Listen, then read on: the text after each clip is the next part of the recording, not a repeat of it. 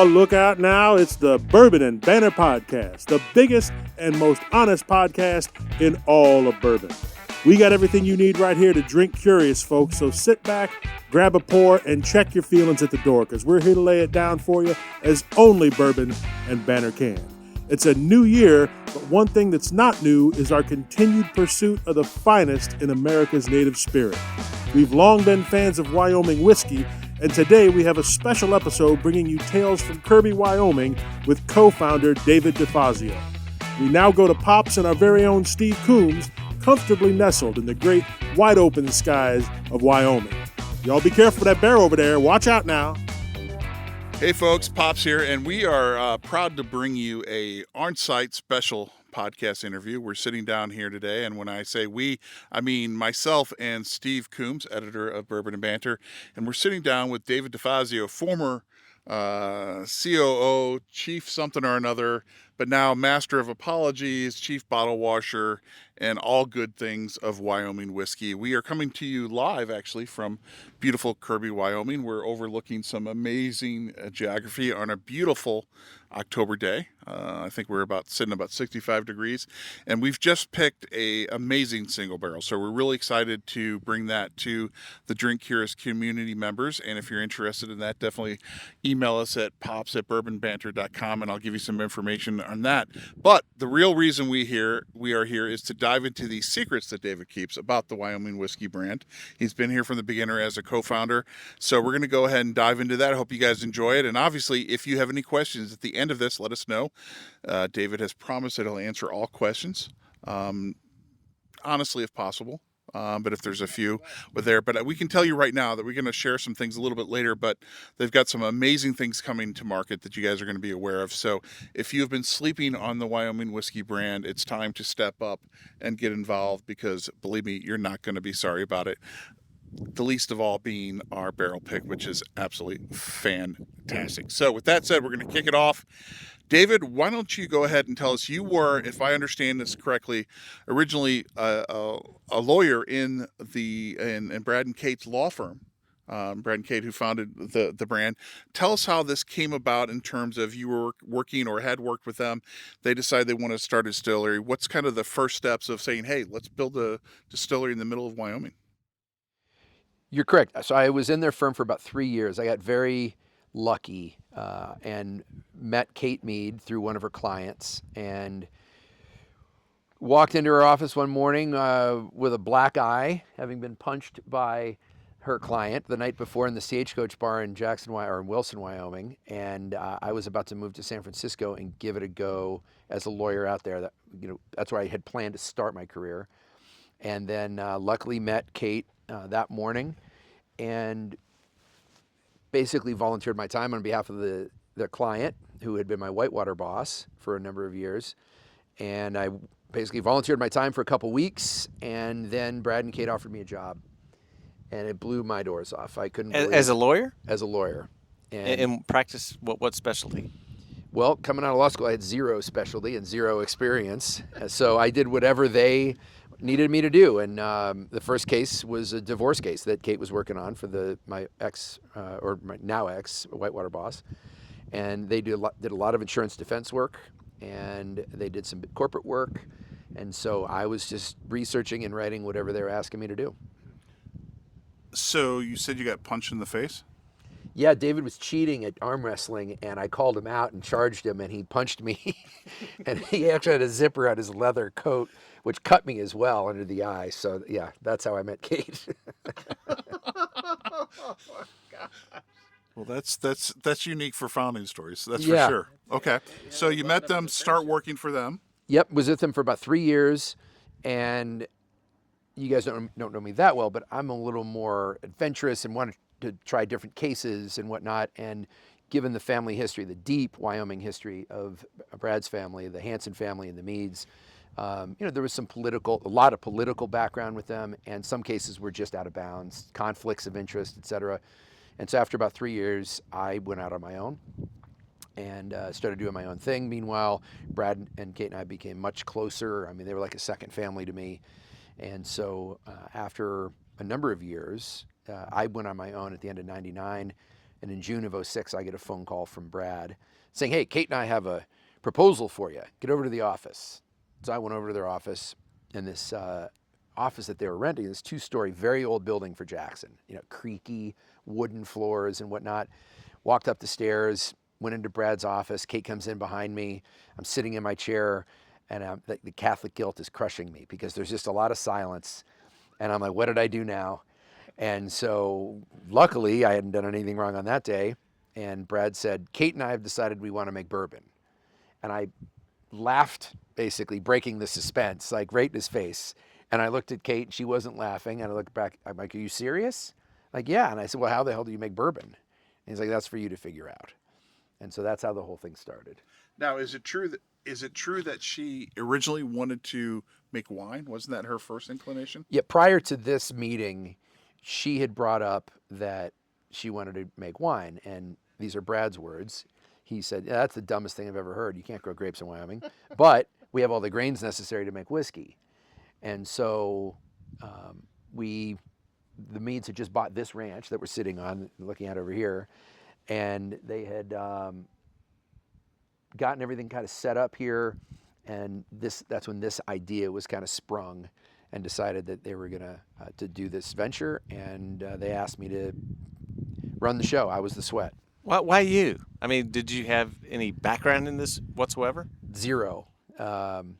I mean, I had drank a lot of Jack and Cokes in college, and my dad introduced me to bourbon. I remember the first good bourbon I ever sipped was Elijah Craig 18. Nice. And yeah, my dad sat me down in our living room, and he said, now you don't shoot this, you sip it.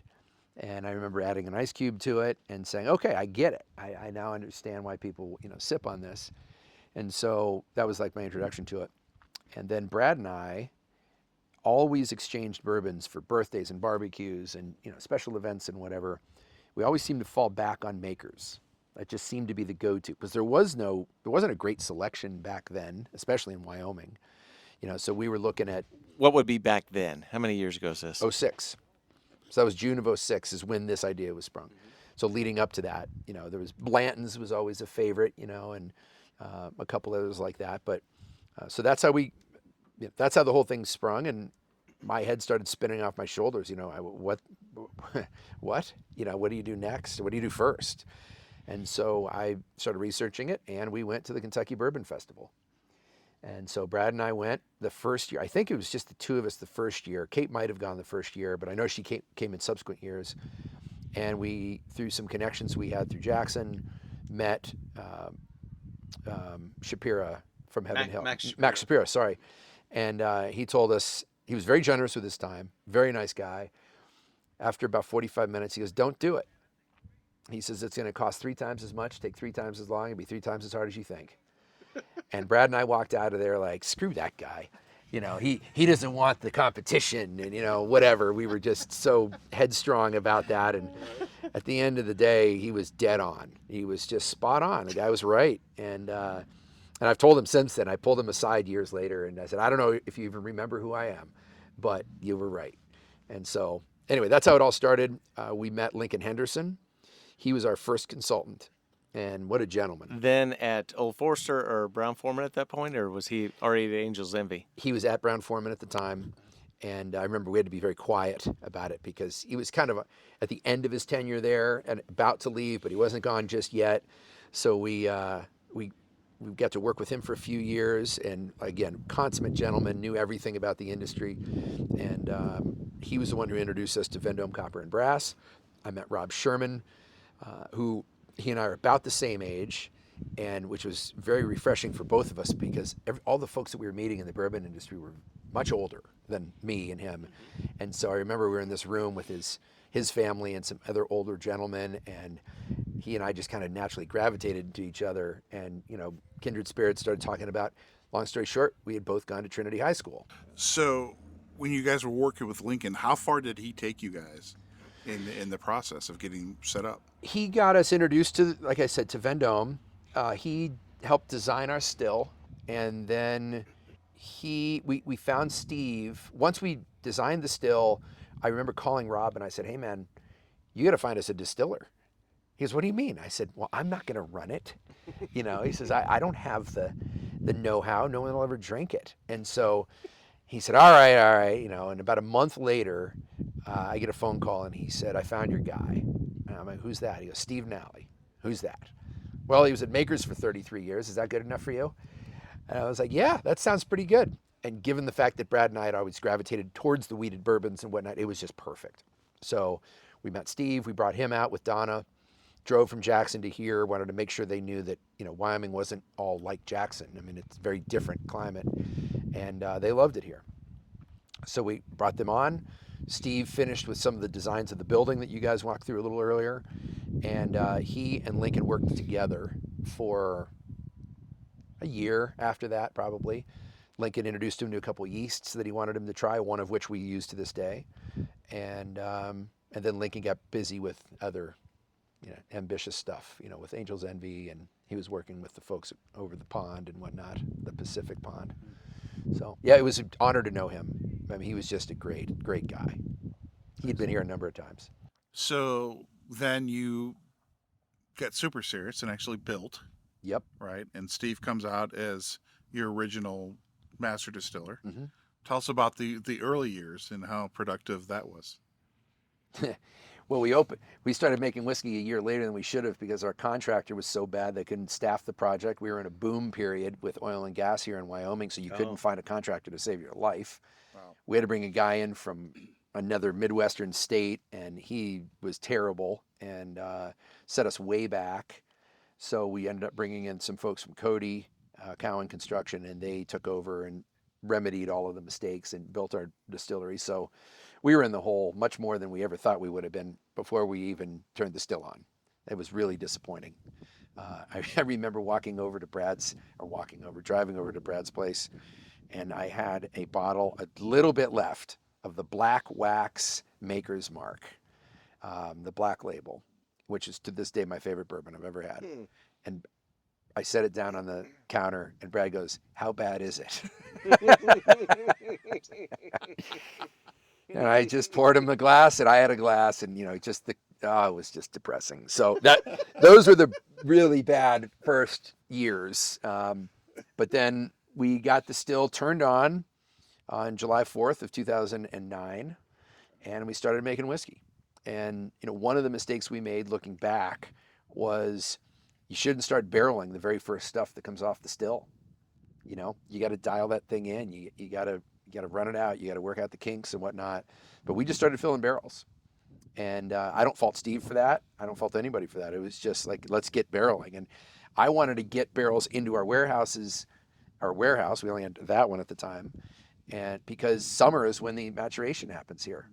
In the winter, you know, everything goes into hibernation and not anything happens. So we were trying to get as many barrels in that first summer as we could.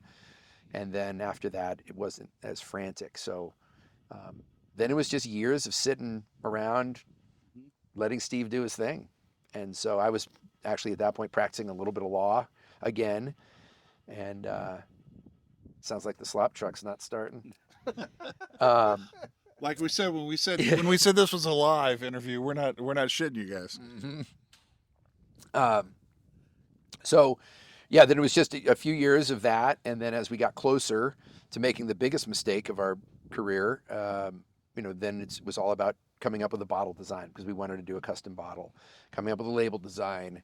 You know, what are we going to call this? We wanted to tie in as much Mead family history and Hansen family history as we could, and like on the bottom of our bottle, you see the Double T, which is the oldest cattle brand in Teton County, things like that. Mm-hmm. So we got the bottle designed, we got the label designed, and then we launched on December 1st, 2012. And as I was saying to you guys earlier, we had set a record with the Wyoming Liquor Division. We sold 2,400 cases in 26 seconds. Melted down their system, like it couldn't actually process everything. I mean, across a lot of outlets or just here? Across every retailer. Yeah, okay. Every retailer in Wyoming could order on like November 28th at 8 a.m. They could go online and either fax online or call in their order, and it melted down. Was that just Wyoming pride, or, you know, is the novelty of having a new whiskey out here, or? Yep, yes, and it's because Wyoming exports things that don't have any label on it. You know, we export beef. we export oil and gas, we import tourism, and so there's no finished product that says Wyoming on it. And so for about a year, our marketing company had done a fantastic job of just working people into a lather about this. And so I think I told you gentlemen earlier, we invited 1,200 people into a party right over there, figuring 800 would show, and about somewhere between 3,000 and 4,000 people showed up on December 1st. And it was bonkers. Wow. So yeah, that was the very beginning of it. And the problem was, 2,400 cases went out, but they weren't very good.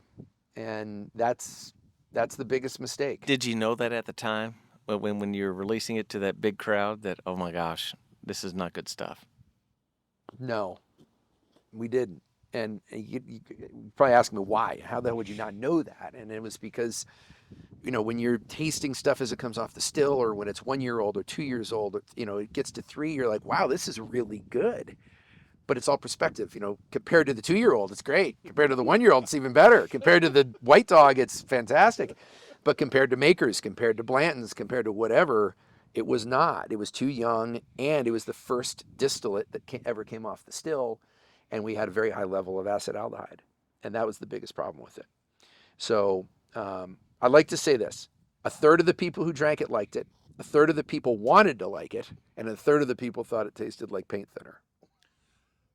So, I applaud you for the fact that you're willing to go on record and admit it, right? Because a lot of people think their shit don't stink. We'll just say it. The baby's never ugly, right?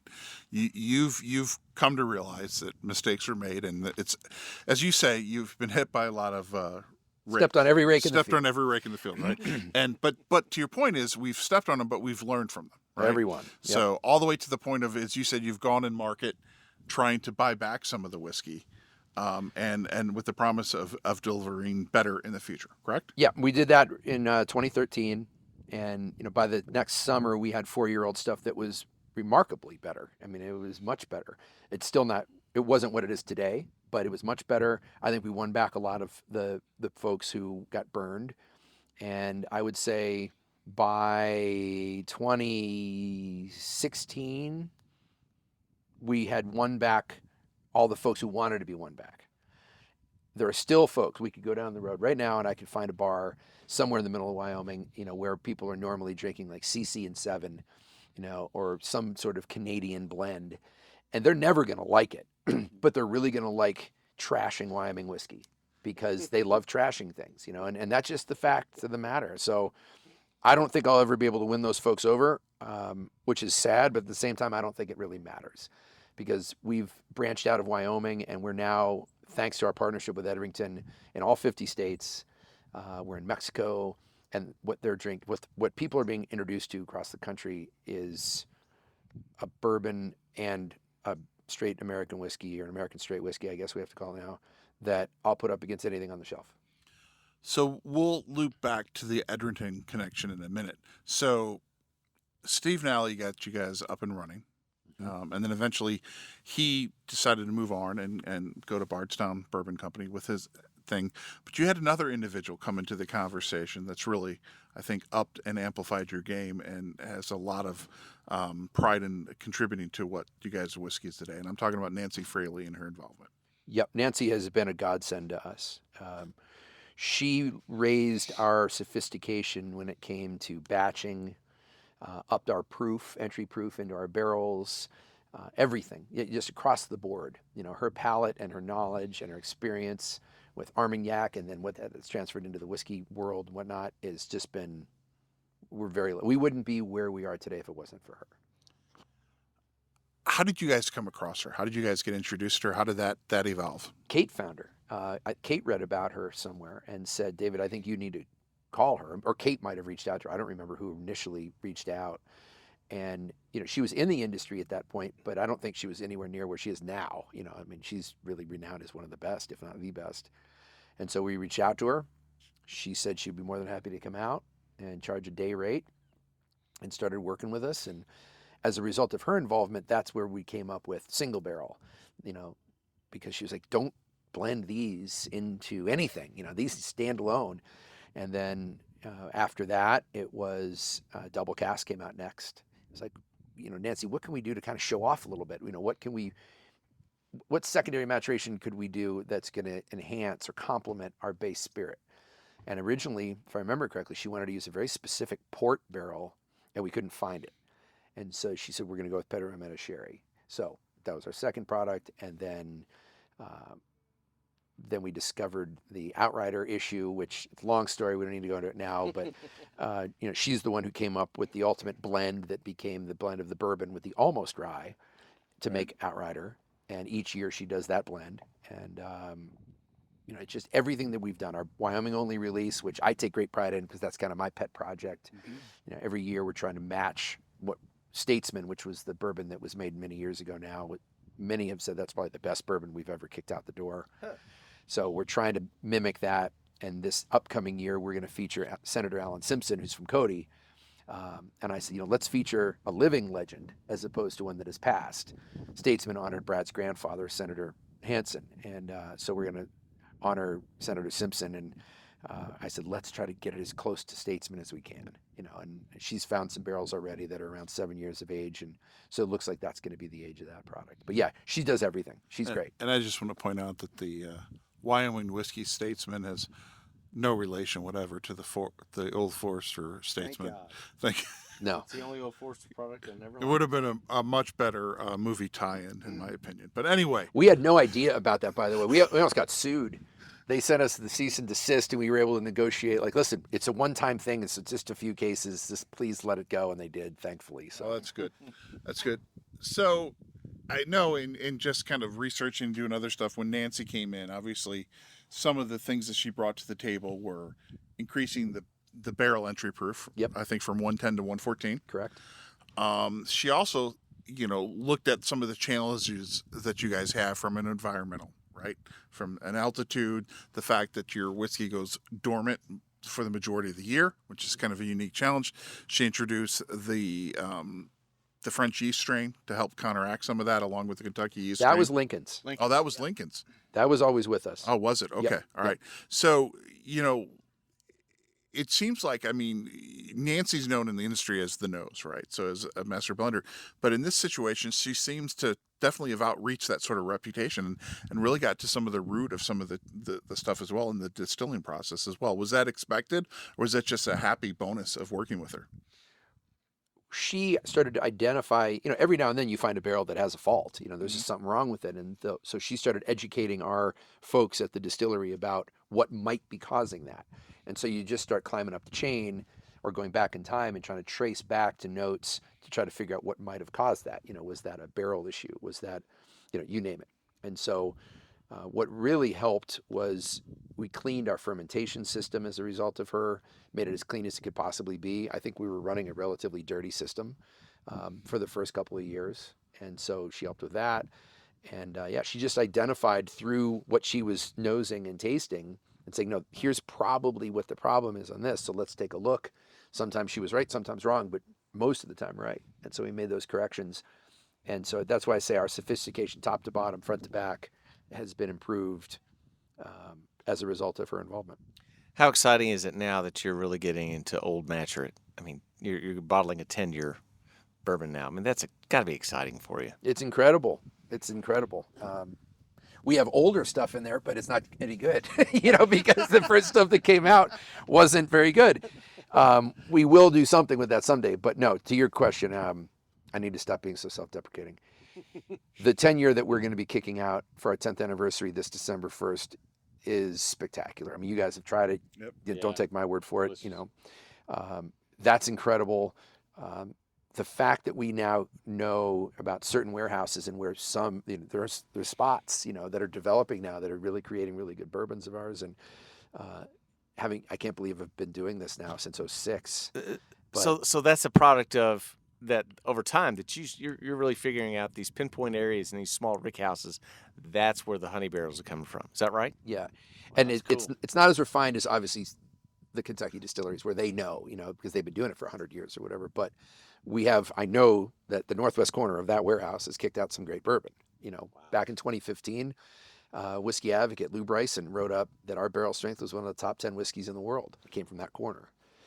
So there's things like that are developing that are really fun. And when you have as many barrels aging as we do here, you get to select, you get to cherry pick, and it's fun. It's very fun. So you've learned, you've stepped in a lot of rakes, you've kind of evolved, you're starting to create groups. It's still you're looking at what the future holds. A couple of years ago, you guys take on a partnership with Edrington Group. How did that come about? We had gotten to the point where I think we had maximized everything in our control, thanks to Nancy, thanks to some other folks who came in along the way and helped, but we just couldn't achieve the distribution. We didn't have the money. We were fully capitalized thanks to the Mead family, but it takes a lot of money, to hire a sales force. And, we had a couple sales guys that were working nationally and they're doing their best, but we didn't have any leverage. How many states were you in before that partnership? Like 10. 10. Okay. Doing a poor job of and it. And now you're in all 50. Yes. Okay. So much for stop being self-deprecating. But it's true. I mean, you walk into a distributor's office and you have the meeting with the VP of whatever, and he and 2 or 3 other people will tell you what they can do for you. They never tell you what they will do for you. And there's a big difference, right? They're not brand builders. They know, I mean, if you were to ask them that question, they would be honest, maybe, but we were new to this. There weren't a lot of craft distilleries back then. We were one of the first. And so we're walking in, and I don't know, you guys know probably, most people don't. Once you sign a contract with those folks, you are handcuffed to them forever, I mean, it's tough to get out. You got to pay a huge penalty to get out thanks to Patron. And so we were lucky to not sign some contracts. We just kind of signed on without signing, which helped a lot because when Edrington came along, we were able to walk in and say, yeah, we're not wed to anybody, other than there was one that we had to work through. But otherwise, that came about because there were some introductions that were made along the way, but I went to the Shank and Impact seminar with the sole goal of handing my cards out and collecting as many cards from the right people as I could. And it was within 2 or 3 months after that, we had about a dozen suitors. And we ended up with Edrington. And I think that was the best pick for us. And what was it about their method of operation that you thought was a good fit for the brand? They've got great brands, number one. They talk about their wood and their commitment to their wood program. They obviously have Macallan, Glenrothes, Highland Park. I love Highland Park as a distillery. I'm not a Scotch fan, really, but I love the Highland Park. I love how they operate. Everything about that distillery is fantastic, and where it's located. It's just so raw. It's very similar to here, but opposite if you think about it. It's just as raw, but different. So love the story behind them. And they give every dollar of profit away.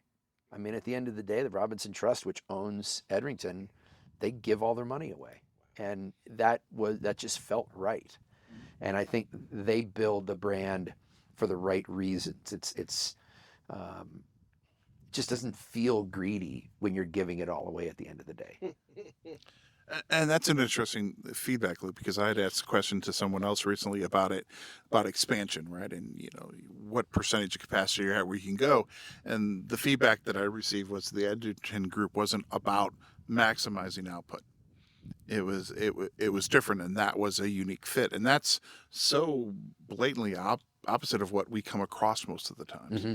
So can you extend a little bit upon that? I mean, as they look at you guys as a partner and an investment and where they want to see you go, how's it different than if someone else had come in and partnered with you guys and it's more of a focus on output? Yeah, it's more of a value versus a volume play.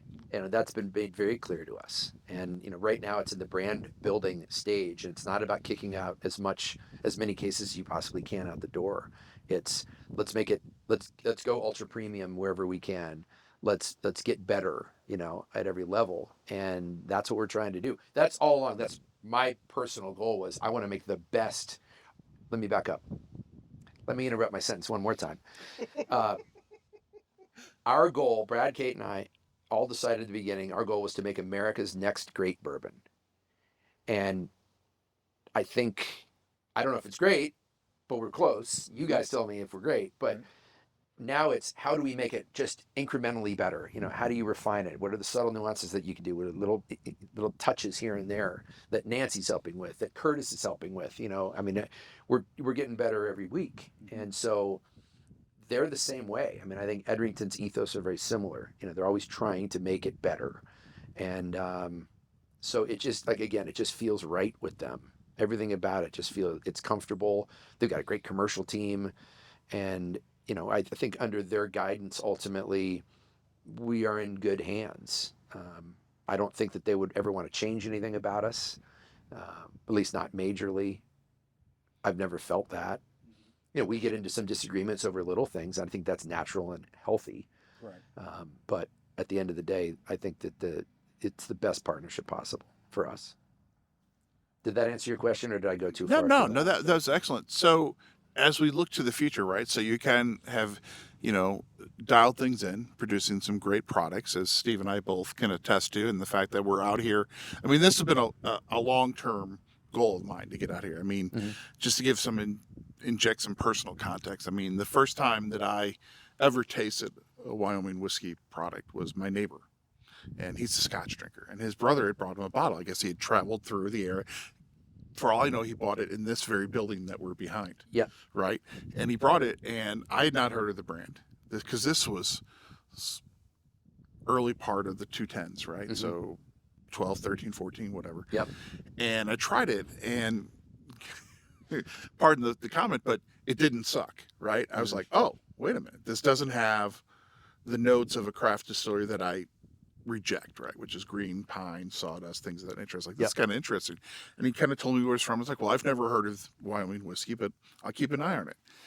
And I did. And then my co-host for a podcast, Bob Bennett, came to my house a number of years ago, and he brought a single barrel pick that Big Red Liquors from Indianapolis had done. And he gave it to me.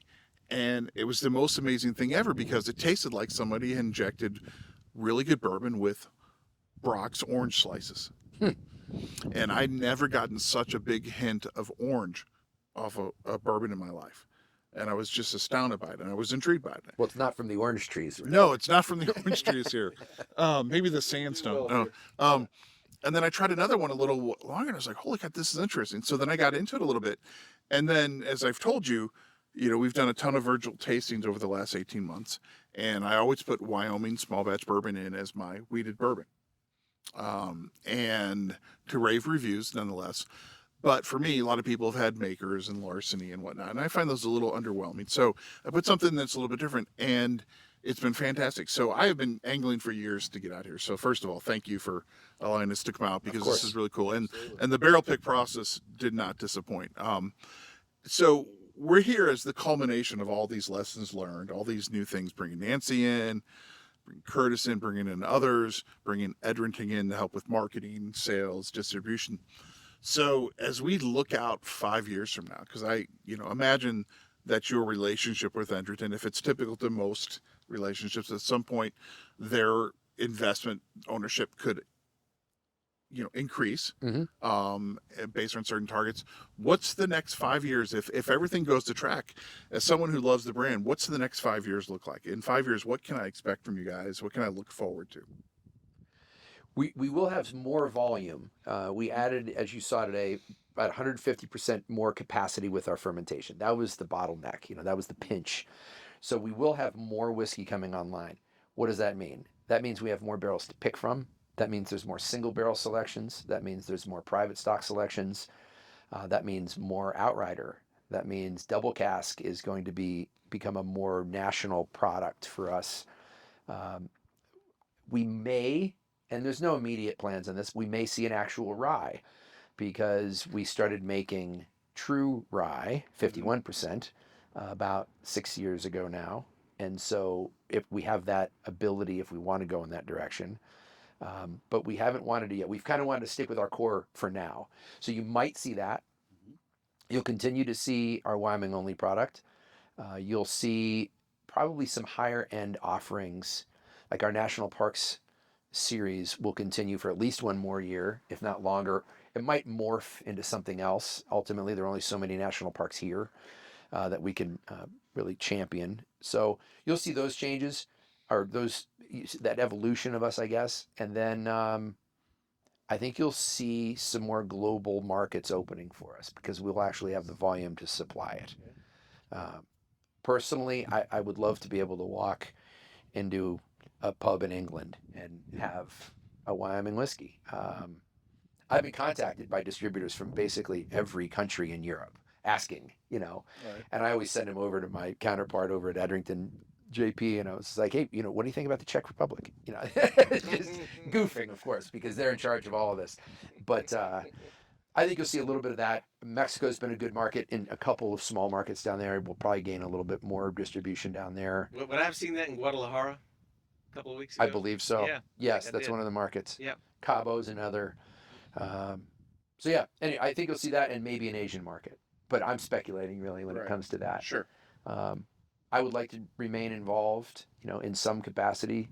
It would be hard to walk away from this, just personally. And I don't know what that is, if that's ego or if that's what, but it's just been. Is it more fun than practicing law? Depends on the day. It depends on the day. I'm glad I didn't get into this in my 30s because I would have been a raging alcoholic and probably would have been in rehab. But I don't drink nearly as much now as I used to, which is a good thing for being in this industry. So, but late nights get earlier and earlier. It's tough to stay out late as I used to. But anyhow. Right. Well, we appreciate your candor and the backstory. I think as I shared with you personally, I think a lot of people tend to sleep on the brand because it's not a Kentucky bourbon, right?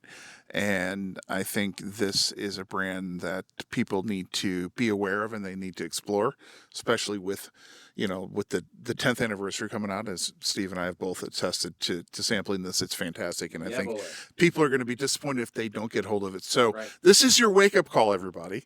And, for all 5 people that listen, This is your new. this is your new unicorn, And I'll right? throw one more in, which we don't have any available to try right now, is our 1872, which is the Halo product from the Yellowstone 150th anniversary. 150 bottles, a single barrel with a couple gallons from a second barrel added in per Nancy's suggestion. And that's going to be made available here very soon to select markets across the country. Obviously, with 150 bottles, it's not going to go very far. But if you happen to hear of it, I would strongly recommend that you get your hands on it. So there you go, folks. Not just Steve and I, but David's recommendation as well. Check it out. For those of you in Kentucky, it's distributed in Kentucky, but apparently hidden in 1 or 2 stores in some northeast corner of Kentucky. But it's worth the hunt. Lots of good stuff. If you find yourself out in Yellowstone territory, definitely drive down, give them a visit here. They got a nice little gift shop. You can visit some great folks. Ask for Amanda. Tell her that Pops and Steve sent you. Check out what they've got going on. You're also just a short drive Thermopolis, which is the world's largest hot mineral springs in the world. So great, interesting visit as well. But David, thank you so much for your time, your hospitality, and of course your wonderful whiskey. We appreciate it, and we definitely look forward to having you back in the future to see what's up. Well, it's a privilege to have you guys visit, and I really appreciate it. So thank you. Thank you. And remember, folks, if you're going to drink curious. Well, what's your preference? Bourbon, if you got it. Bourbon from Kentucky. I should certainly fucking hope so.